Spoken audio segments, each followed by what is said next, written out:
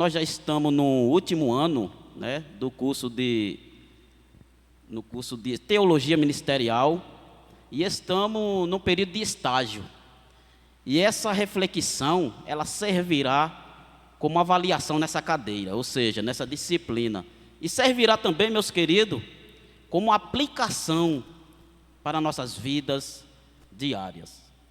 Meus queridos, eu dou graças a Deus pelo acesso que nós temos a este livro sagrado, porque é neste livro que nós podemos encontrar a palavra da vida, a palavra viva que é Jesus, a quem nós devemos segui-lo, sendo e fazendo discípulo. Amém? Confesso para os queridos que eu passei a semana meditando em uma das palavras deste livro, no Novo Testamento, quando Jesus diz assim: segue-me, e isso ficou martelando na minha mente, segue-me. Meus queridos, essa palavra segue-me é um chamado de Jesus para todos aqueles que querem ser seus discípulos. E Jesus, ele faz esse chamado segue-me a um homem chamado Levi, quando estava sentado na coletoria. E logo o que fez Levi? Se levantou, deixou tudo e o seguiu. Nós podemos encontrar esse texto lá em Lucas, capítulo 27, versículo 28. Daqui a pouco nós vamos ler o texto da mensagem. Mas eu gostaria de falar um pouco das pessoas, dos discípulos, tanto aqueles discípulos e aqueles que não eram discípulos, que Jesus chega para ele e diz: segue-me. E essa palavra, meus queridos, Jesus continua nos falando a respeito das Sagradas Escrituras. Jesus replicou também, certamente, a um dos discípulos: segue-me. Deixa os mortos sepultar os seus próprios mortos, né? Jesus falou isso lá em Mateus 8:22. E então Jesus disse-lhe a seus discípulos: se alguém quer vir após mim, se negue, tome a sua cruz e siga-me. Mateus 16:24. Disse-lhe Jesus: se queres ser perfeito, vai, vende os teus bens, dá aos pobres e terás um tesouro no céu.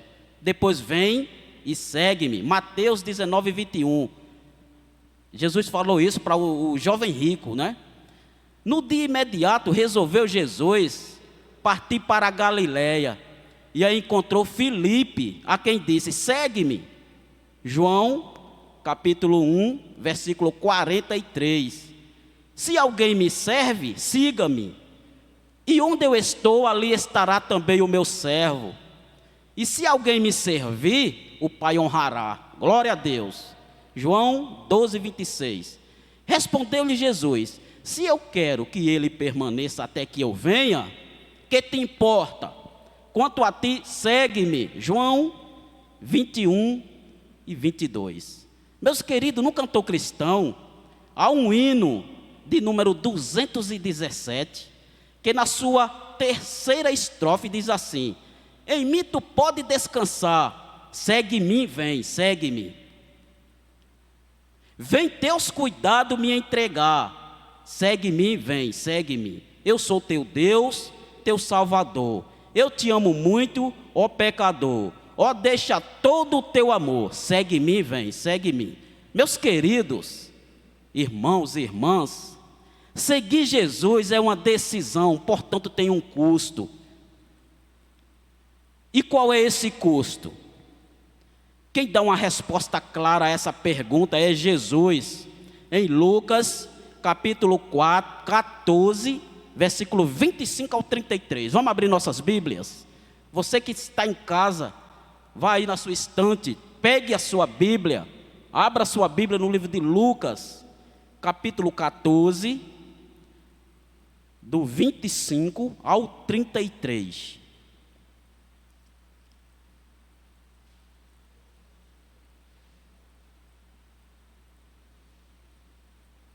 Que diz assim: ora, ia com ele uma grande multidão, e voltando-se disse-lhe: se alguém vier a mim e não aborrecer seu pai, e mãe, e mulher, e filhos, e irmãos, e irmã, e ainda também a sua própria vida, não pode ser meu discípulo. E qualquer que levar sua cruz e não vier após mim, não pode ser meu discípulo.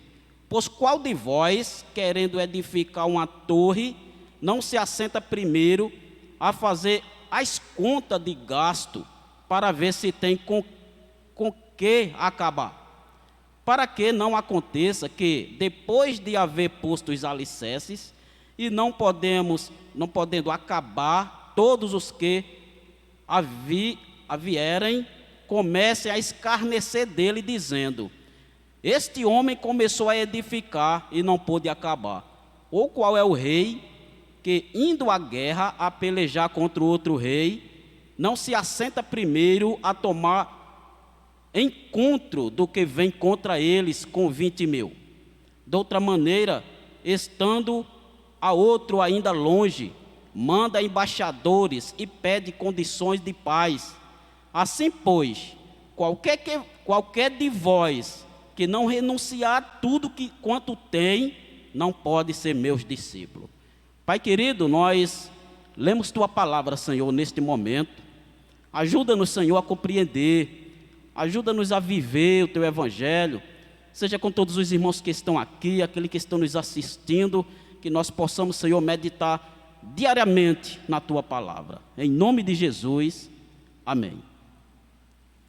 Meus queridos, nós estamos diante de um texto que nos leva a entender que seguir Jesus, ou seja, atender o seu chamado, tem um custo.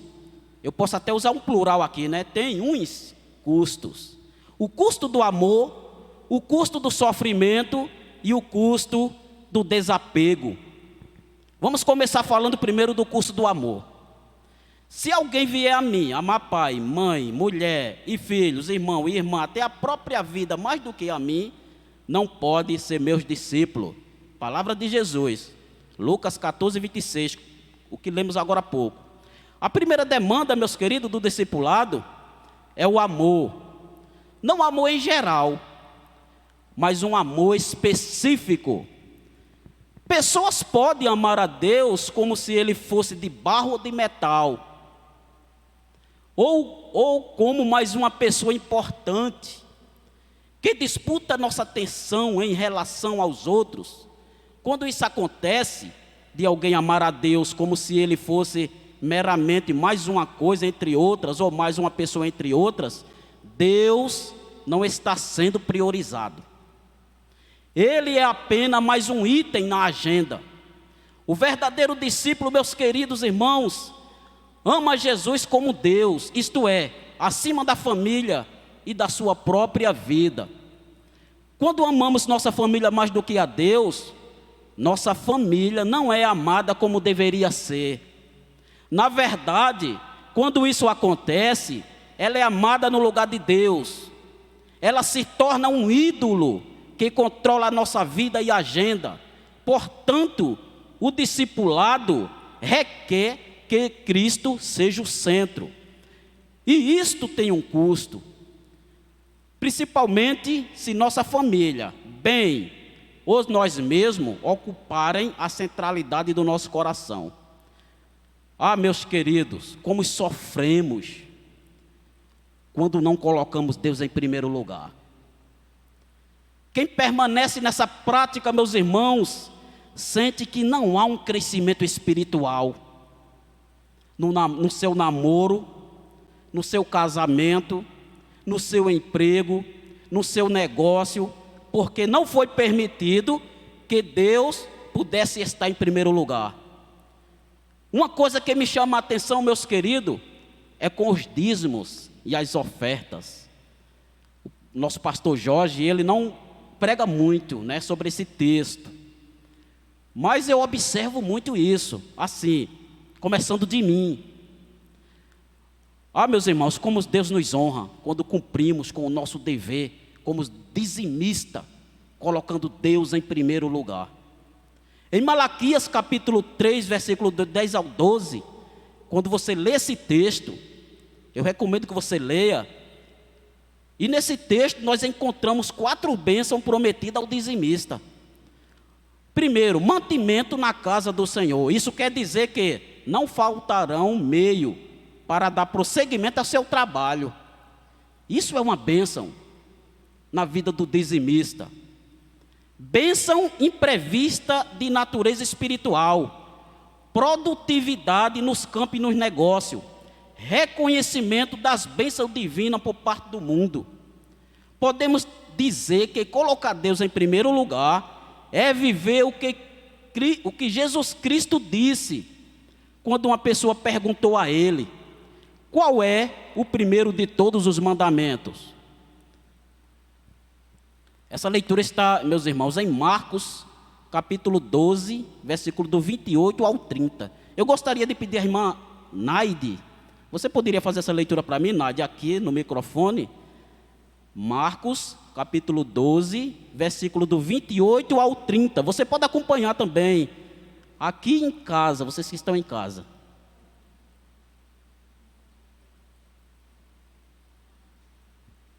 Marcos, capítulo 12, do 28 ao 30.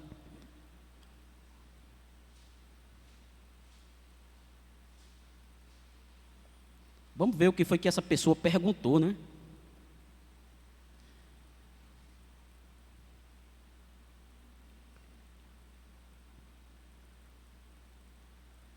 Encontrou, irmã Naide? Aproximou-se dele um dos escribas que os tinha ouvido disputar, e sabendo que eles tinham respondido bem, perguntou-lhe: qual é o primeiro de todos os mandamentos? E Jesus respondeu-lhe: o primeiro de todos os mandamentos é: ouve, Israel, o Senhor nosso Deus é o único Senhor. Amarás, pois, ao Senhor teu Deus de todo o teu coração, e de toda a tua alma, e de todo o teu entendimento, e de todas as tuas forças. Este é o primeiro mandamento. Glória a Deus, muito obrigado. É examinando essas palavras de Cristo que podemos saber se o estamos colocando em primeiro lugar. E Cristo, meus irmãos, destaca 4 qualidades desse amor. Vejamos o que essas qualidades significam. Primeiro, com todo o teu coração. Com todo o nosso coração significa que devemos amá-lo não apenas com uma partezinha do nosso coração, mas com todo ele. Significa também que Deus deve ser o nosso primeiro amor. O nosso amor por ele deve estar acima do que temos pelos nossos pais, pelo marido, pela esposa, pelos filhos, pelos amigos. Significa que devemos pensar mais nele durante o dia do que nos outros amores. Meus irmãos, quem está apaixonado dorme pensando no seu amor e acorda pensando nele. Meu amor por Deus tem sido assim? Meu coração vai para ele o dia inteiro? Penso mais nele do que nas outras pessoas, do que em mim? Com toda a tua alma. Amar com toda a alma é identificar a nossa alma com a alma de Deus. É seguir os seus conselhos, os seus mandamentos. De fato, quem ama leva muito em conta os conselhos da pessoa amada. Muito mais se esta pessoa é Deus, é Pai e quer o nosso bem. Identificar nossa alma com a dele, seguir os seus conselhos, viver os seus mandamentos. Sei quais são, vivo todos eles, seguir os seus conselhos no dia a dia, lutar por parecermos cada vez mais com Deus, na bondade, no amor, na responsabilidade, na lealdade, na generosidade, na humildade, no despreendimento dos bens materiais, com toda a tua força. Quer dizer, empreender toda a força para amá-lo, para viver os seus mandamentos, para seguir os seus conselhos, para lutar por parecermos cada vez mais com ele.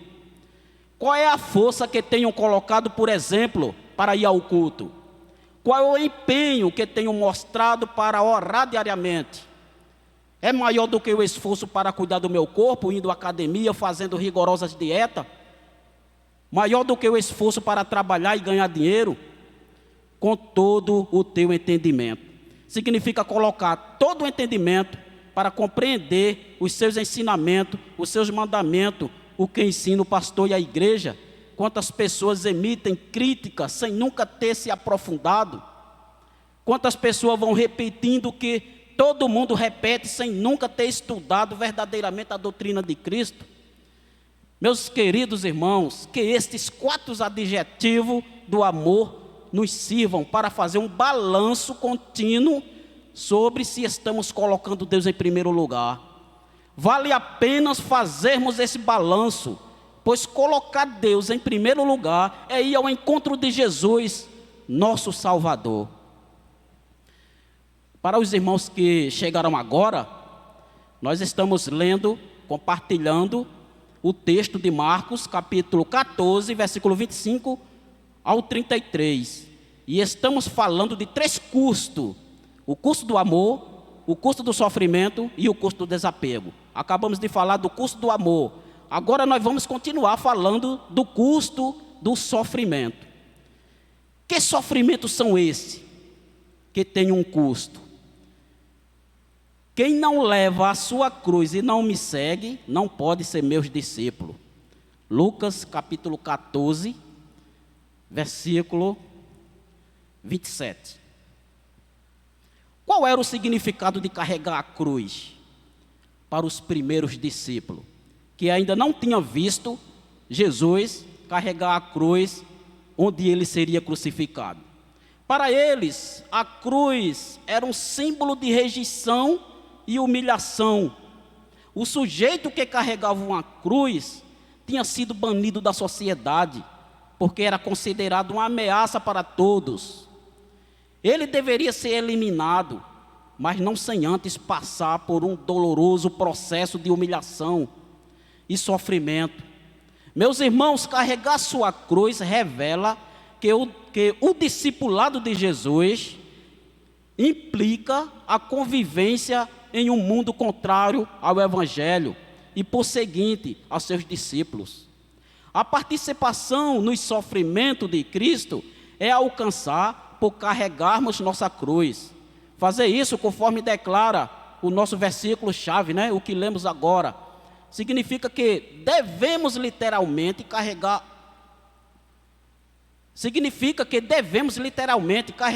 uma grande cruz todos os dias da nossa vida. Mas carregar a cruz, meus irmãos, é participar da dor, da fadiga, da reprovação, da humilhação associada, como deixar nossa luz brilhar diariamente. Nosso Senhor Jesus Cristo vivenciou grandemente essas coisas enquanto seguia pelas ruas de Jerusalém no caminho do Gólgota. Cada um de nós devemos levar a nossa cruz que o Pai Celestial nos deu. Isso nos custará muito do nosso tempo, energia e reputação terrenos. Jesus declarou: qualquer de vocês que não renunciar a tudo o que possui, não pode ser meus discípulos. Nós lemos esse versículo em Lucas 14, 33, o último versículo da leitura. Por isso, dá o nosso pequeno tudo a Deus pela causa de Cristo, é sem dúvida um custo muito modesto em troca do estimável valor do discipulado. O custo do desapego. A terceira demanda, meus queridos, desfere de um último desgosto. Trata-se de um desgosto fatal em nossa dependência de todas as coisas que criam em nós um vínculo de pertencimento ao mundo. Os vínculos com as coisas que possuímos são potencialmente a razão pela qual muitos são incapazes de seguir Jesus. O objetivo do discipulado é nos conduzir para um reino de Cristo, transformando-nos em peregrino neste mundo e libertando-nos da crença de que somos o que possuímos e que temos o domínio sobre nossa família, nossas coisas, até sobre nós mesmos. Por essa razão, meus queridos, o discipulado é um movimento que deve começar com rendição e submissão a Jesus, a sua palavra. O discipulado de Jesus são como as plantas que foram removidas com raízes da sua cultura egocêntrica e que em seguida foram transplantadas para a cultura cristocêntrica no reino de Deus. Jesus tem a supremacia, Ele é o rei a quem devemos nos render e perder nele todos os vínculos que fazem acreditar que somos senhores de nós mesmos e de tudo em nossa volta. Meus queridos, a advertência de Jesus é precisa. Aquele que foi incapaz de amar a Cristo acima de tudo, de sofrer por causa de Jesus e o seu ensino, e de desvincular-se de tudo o que pretende nesse mundo, jamais poderá ser seu discípulo. Quando falamos sobre custo, nos referimos à capacidade que temos de calcular perdas e ganhos, visando uma tomada de decisão, entendendo por decisão toda e qualquer situação em que não importa qual seja a escolha, haverá perdas e ganhos. Nesse caso, calcular o custo é tomar consciência do que vamos perder e ganhar uma determinada decisão. Meus queridos, eu estava meditando muito nessa palavra segue-me. Eu acredito que vocês que estão aqui, vocês que estão em casa, já escutaram, já leram, né? E principalmente Jesus nos falando, segue-me. E quando nós ouvimos esta palavra, e nós entendermos que foi Jesus que falou, então vamos seguir. Vamos seguir porque nós somos discípulos de Cristo. Eu acredito que tem muitas pessoas, meus queridos, que dizem eu sou crente, outro diz eu sou evangélico, outro diz eu leio as escrituras, estudo muito. Mas o mais importante é ser discípulo de Jesus. É ser e fazer discípulos. Aí sim, nós estamos proclamando o Evangelho de Jesus Cristo. Eu concluo essa reflexão, meus queridos, nesta manhã, dizendo uma coisa para você, que quem fofoca, mesmo estudando as Escrituras, não é discípulo de Jesus.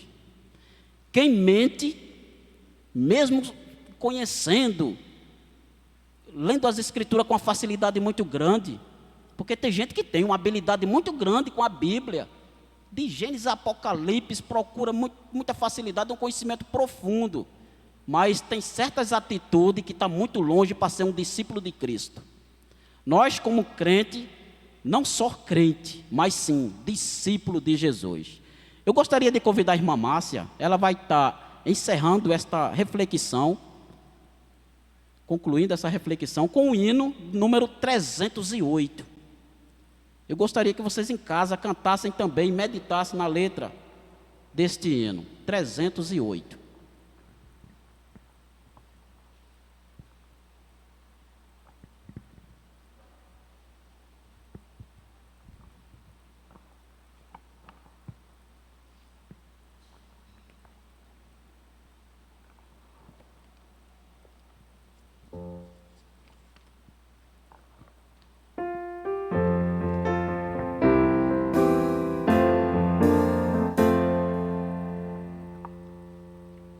Se eu tiver Jesus ao lado e por Ele auxiliado, se por Ele for mandado, a qualquer lugar irei, seguirei a meu bom mestre, seguirei a meu bom mestre.